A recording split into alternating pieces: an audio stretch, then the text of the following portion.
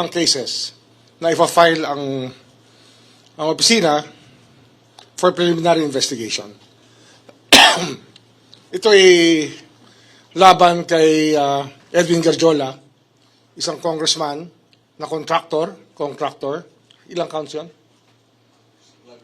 Malversation. Pero how many counts?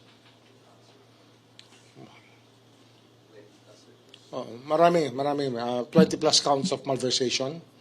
And then, yung sa kabilang banda naman, yung isang kaso ipa-file natin, iba naman ang kanyang tema, ay laban kay Leandro Leviste at kay Senator Loren Legarda. Leandro Leviste and Senator, sa nanay niya, kay Senator Loren Legarda. For PI.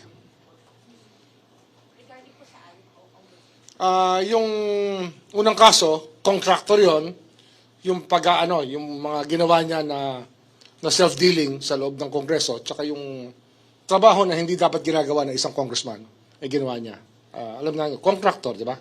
Alam niyo na yan, conflict of interest, TH, Republic Act 3019. Yung kay Leandro Leviste naman, ay mabigat na kaso kasi yung kanilang pagkahawak na eksklusibo sa solar ay talaga nagdulot ng damage sa ating republika. Sapagkat hindi naman sila tumupad sa kanilang dapat tuparin at hindi nila ginawa yung dapat nilang gawin at para bang basta malinaw yung kaso na ang kanilang ginawa ay labag sa batas. At ang laki nang nawala sa ating mga Pilipino sa pagkakasalansan ng solar empire ni Leviste na ang nangyari naman ay binenta lang. Hindi naman talaga tumupad sa pagpapakuryente ng ating republika.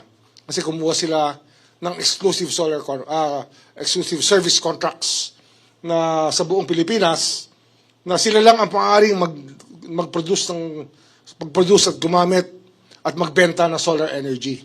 Na talagang taliwas naman sa batas ng Diyos. Kasi ang araw para sa lahat ng tao, sila ngayon parang sila ang nagmamay-ari ng araw, ng power ng araw para to the detriment of to the exclusion of other Filipinos and other investors.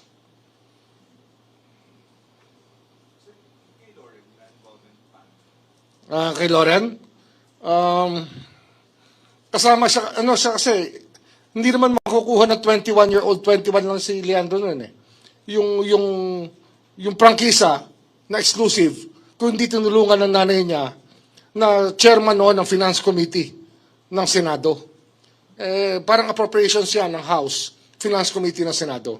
At ginamit niya yung kanyang posisyon para makakuha ng prangkisa yung anak niya.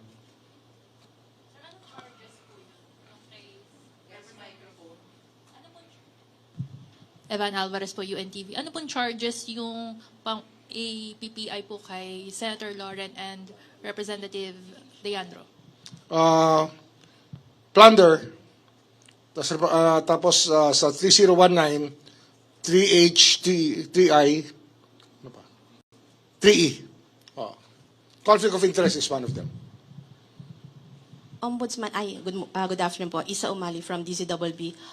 What if sabihin po ni Congressman Leviste na pinupolitika siya, kaya ngayon po ay siya isa sa ilalim sa... Masusi namin pinag-aralan to kasi this is a very novel case. Hindi ito basta-bastang maiisip na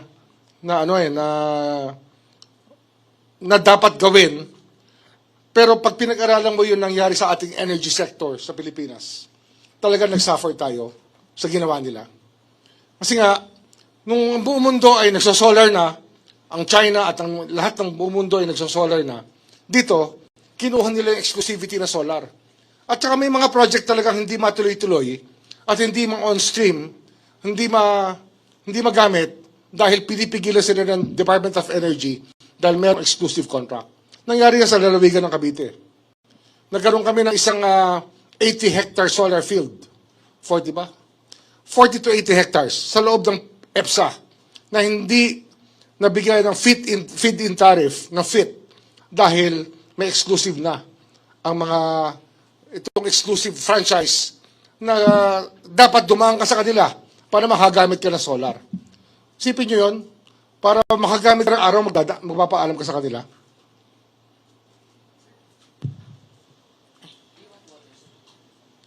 Ombudsman, meron po tayong timeline for the filing of cases po. Thank you. Ito na. Napirmahan ko na yung information.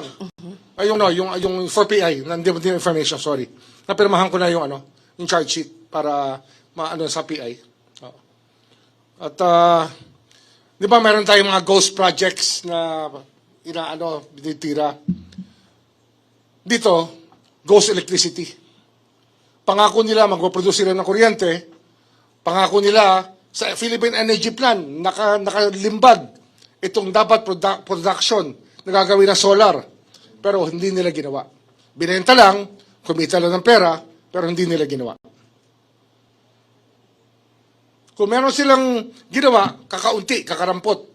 Hindi kagaya ng pinangako nila, na gagawin nila.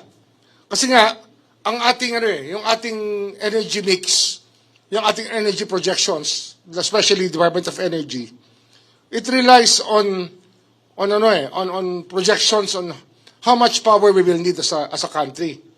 So, ang mix dyan, meron dyan na generated ng thermal plants, natural gas plants, diesel plants, coal plants, kasama solar. Yung solar hindi dumating. So, kaya ang taas-taas ng presyo ng kuryente natin, isang dahilan yan. Of course, dito sa Manila, ibang usapan naman yung taas ng presyo ng kuryente. Kagaya na sabi ng Pangulo, itong systems loss ay isang dahilan kung ba't mataas ang kuryente natin.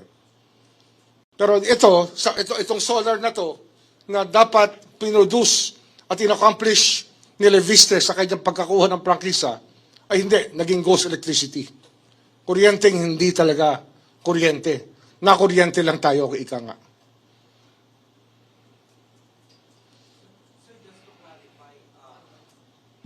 Sir, Eric from Inquirer po. Just to clarify, yung plunder and graft po, both Legarda po and Leviste? Yes, both.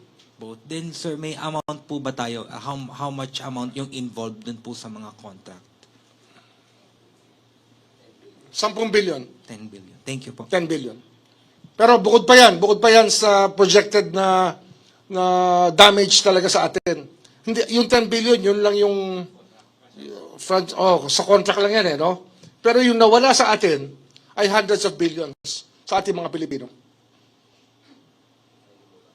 Sir, good afternoon po. Sir Joseph sa GMA. Sir, I understand si Secretary Green filed a complaint sa DOJ. How are the two related? I mean, independent ba to sa atin or maybe final na si Sec Green eh? Yan final ba sa atin?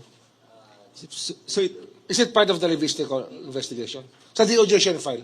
so sir, ito po ay Iba to. independent investigation. Ito for government officials to, bali, di ba? Ombudsman jurisdiction to. Okay, so sir, since mag-PPI na tayo, the may findings ng plunder, so when did we start the fact-finding? Matagal na to. We started this. I gave instructions as early as November about this. Okay. Pero we started it January. Kasi nga, sa dami ng pinaprioritize ng opisina tungkol sa mga kaso, especially flood control. Yan lang po mag-ina, yung dalawa. For this Marami one. pa, pati si Secretary Cusi is part of it. So tatlo sir. At least three personalities. 3 key personalities, pero marami pang iba. So sir, ang for PI natin, tatlo tayo sir or dalawa muna? Tatlong. Sa QC. Okay. Secretary Cusi. Okay, yun muna sir sa akin. Al Cusi.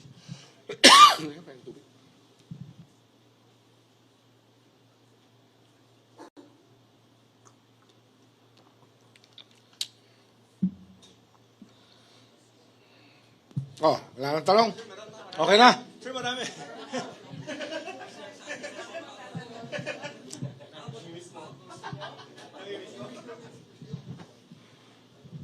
Good afternoon, Sir. Yaneska Panti, GMA News Online. Sir, update lang po dun sa obstruction of justice complaint filed against Senators Cayetano and Robin Padilla. I understand nag-file ng counter-affidavit si Senator Cayetano. Yes. How about Senator In-acknowledge Padilla? namin yan. In fact, sinulatan ko si Senator Padilla tungkol dito. Kasi nga, nagkaroon ng problema sa opisina mismo. yung ating procedure dito is contained in an office order sa rules ng ombudsman ay hindi sinunod ng naglalag. Kaya under investigation ngayon yung naglalag ng communications. Kaya I wrote Senator Padilla explaining nga na yung aming procedure na bawat communication ay dapat malag muna bago ma-filled out ay hindi sinunod ng isang personnel natin dito. Tama siya. Tama siya. Kaya sumulat nga ako sa kanya parang ipaliwanag itong pangyayaring ito. Sir, sorry. Saan po nagkaroon ng problema? Mali Dito, po yung sa pagka-file? receiving O pag- namin, sa receiving kasi namin dito sa Central Records, meron siya ilalag dapat ang bawat communication. Dapat yan, nasa isang tingin mo sa computer, alam mo kung kailan dumating yung bawat dokumento. Ito, hindi nila nilag, hindi nila kagad sa division na nag-investigate ng obstruction of justice. Hindi nilagay sa Central Records. Kasi, ginawa namin ito para walang parking. Ang sistema dito, kasi maraming nagrereklamo na may parking daw dito sa Office of the Ombudsman. Ang ginawa namin dito, ang bawat communication ngayon, kinakailangan malag kagad. So sa araw na to, alam namin kung anong dumating at kung ano status makikita namin ang bawat dokumento. Dito, hindi niya nirecord. Diniretso niya. That's a grave offense when it comes to an office like the Ombudsman's Office. Under disciplinary investigation ito. So, sir, given that hiccup, nag-file na po ba si Senator Padilla ng counter-affidavit? Yes, nag-file siya. na rin siya. Nag-file siya. Sir, do we expect resolution on this We complaint? will see. This is being evaluated by the pool of investigators. Okay, sir. So, nag-reply na din si Senator Cayetano Yes, and nag-reply na. Padilla, both of Yes, them. yes. Are you at liberty to share how they defended Actually, themselves? I don't micromanage, but alam ko nag-file na sila, so it's going to be resolved by the people who were assigned to do it. I don't even know who's on top of it kasi ayoko ngang micromanage ko yung mga bagay dito, hindi tama eh. So, sir, yung sa process lang, yung obstruction of justice will be filed before the Sandiganbayan if ever? Or administrative case lang ba ito? Iyon ang pinag-uusapan pa. Kasi nga, pwede itong sa RTC, pwede ito sa Sandiganbayan. Pwede rin sa DOJ muna. So, we're looking at it now, kung saan papunta to. Thank you, sir.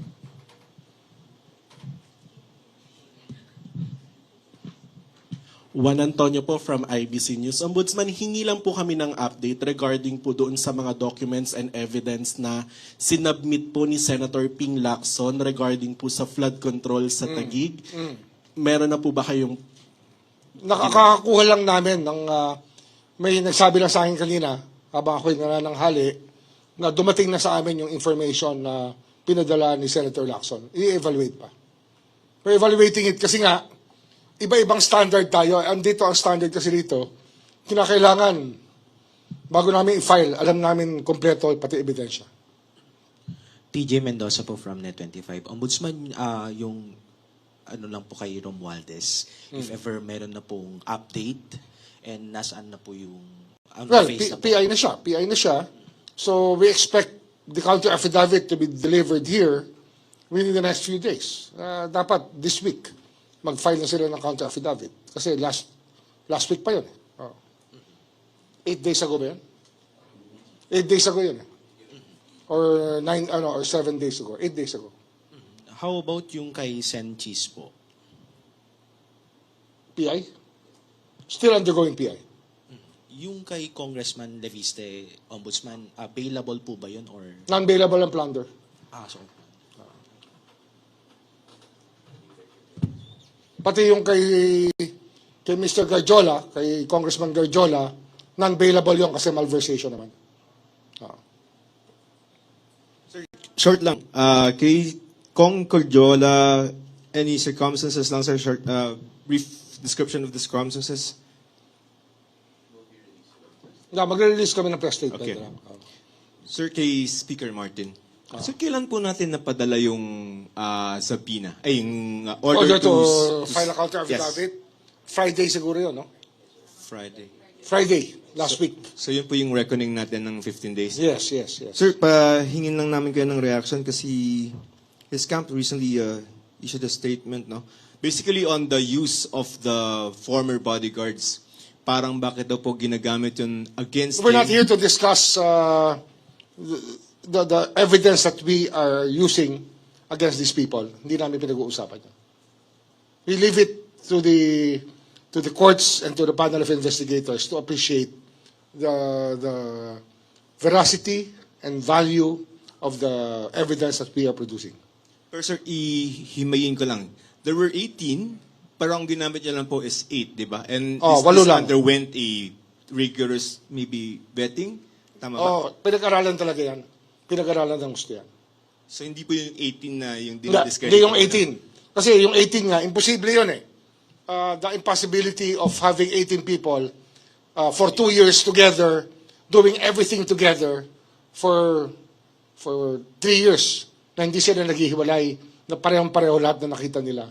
Kahit tayo alam natin, kung gumawa ng affidavit ang isang tao, at pinapirma kayo, at sinabi na, all these 32 are subscribing to that affidavit, kasi magkasama sila ng 2 taon na, magkasama sila, hindi sila naghihiwalay. Tama ba yun o mali? Mali yun eh, di ba? Mali. Imposible, di ba? Sir, himayin ko lang, kay APC kasi sir, last time that we had a press conference, July 17th, you said na, ay kasi hindi, nakasabit naman yung dalawa sir, di ba? Pati si Aplaska. Nakasabit. And that time you said that it was already submitted for resolution. Yun nga, for resolution pero hindi pa nire-resolve.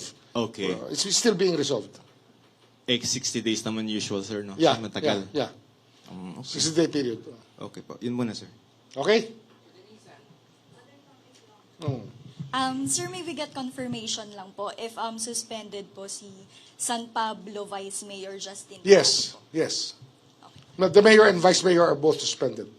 And sir, meron lang po, for the record lang po, kung ano pong details lang po, bakit po suspended? Preventive I think suspension. we can produce a press kit for that. Okay. Last call. Wala na? Okay. Marami na storya. Okay. Isa-isahin nyo na yung storya nyo. Wala bang ano, sir, sa motion to discharge Secretary Bonoan? Ano yan? Pinag-aaralan namin ngayon yan. Pero, Kasi magbigay ako ng instructions. I want him to be forthcoming about everything. To give the complete information. Hindi pwede mag-hold back the information. And especially, pag sa restitution, dapat malinaw. And we are evaluating it now. Kasi sabi ko nga, kung ang value ng kanyang testimony ay hilaw, wag na lang. Tuloy na namin yung kaso sa kanya. Di ba? We're evaluating it. Ganyan yan eh. Kapag kumuha ka ng testigo, tapos bigla na lang patumpik-tumpik, hindi pwede yun. nandiyan ba siya, sir, ngayon? Parang medyo iffy. Hindi merong mga tinatanong na hindi sinasagot ng maayos eh. Siyempre, we're still trying to get to everything that he can contribute when there are some answers that we are not able to get from him. But you did say before, sir, na parang pag halimbawang maayos yung Yun nga yun eh. gagamitin kay Martin, di ba? Gagamitin. Kaya nga, pagka hindi kami na-satisfy sa kanyang testimony, baka balik namin siya sa mga nasa sakdal. Sir, assuming useful yung information niya, and we, at this point, nasa preliminary investigation stage na, based on the fact-finding investigation ng panel niyo, paano niyo ipapasok, sir, yung testimony ni Sec Bonoan? Very technical na yan. At hindi na, mahirap na sagutin yan. We can answer that. May mga susunod pa ho bang mga contractor? Marami pa. Marami pa. Mga Marami ilan pa. po yung tingin po ninyo? Siguro may mga, yung nakasala ngayon na pwede naming mapirmahan, pwede kong pirmahan within the next 2 weeks. May mga 6 pa yata. No? 6 pa ba? For PI, sir? At least 6 of them. Maybe 7. Incumbent po lahat ito.